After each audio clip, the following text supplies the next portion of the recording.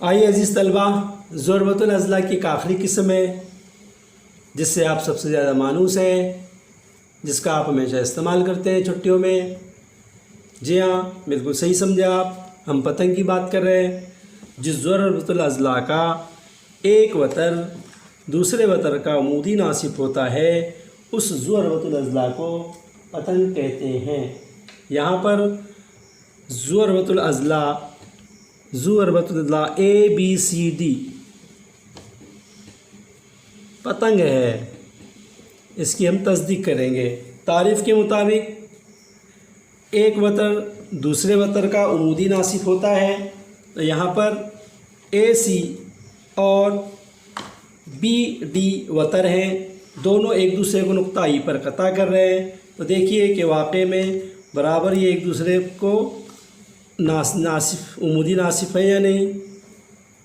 ये देखिए, जितनी लंबाई ए की है उतनी ही EC की है।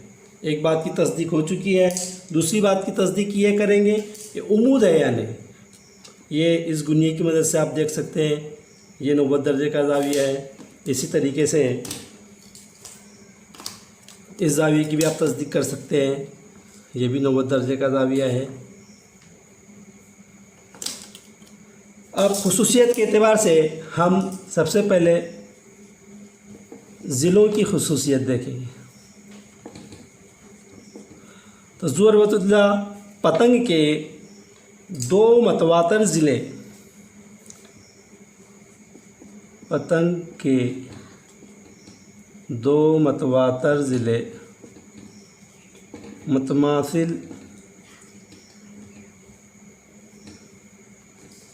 मुतमासिल होते हैं।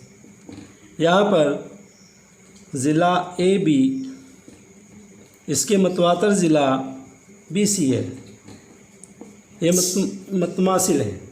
इसी तरीके से ज़िला AD मुतमासिल है ज़िला DC की। ज़ावियों के एतबार से अगर हम इसकी खुसूसियात का इस्तेमाल करें तो सिर्फ मुकाबिल के ज़ावियों की एक जोड़ी, यानी मीज़र ज़ाविया BAC मुतमासिल रहेगा BAD, मीज़र ज़ाविया BAD मुतमासिल रहेगा BCD के, मीज़र ज़ाविया BCD के। इस बात की आप तस्दीक कर सकते हैं चांदा रख कर कि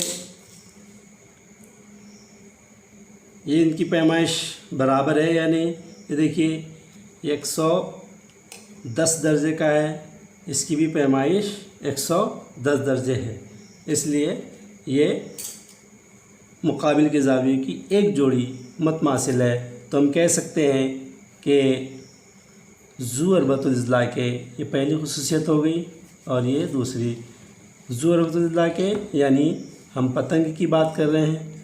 पतंग के मुकाबिल के ज़ावियों की एक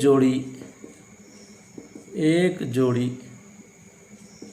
मुतमासिल होती है।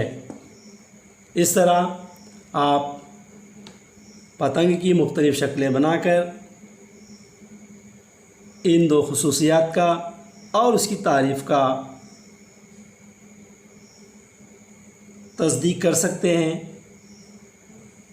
बेहतर यही है कि आप मुख्तलिफ़ शक्लें बनाइए और तस्दीक कीजिए।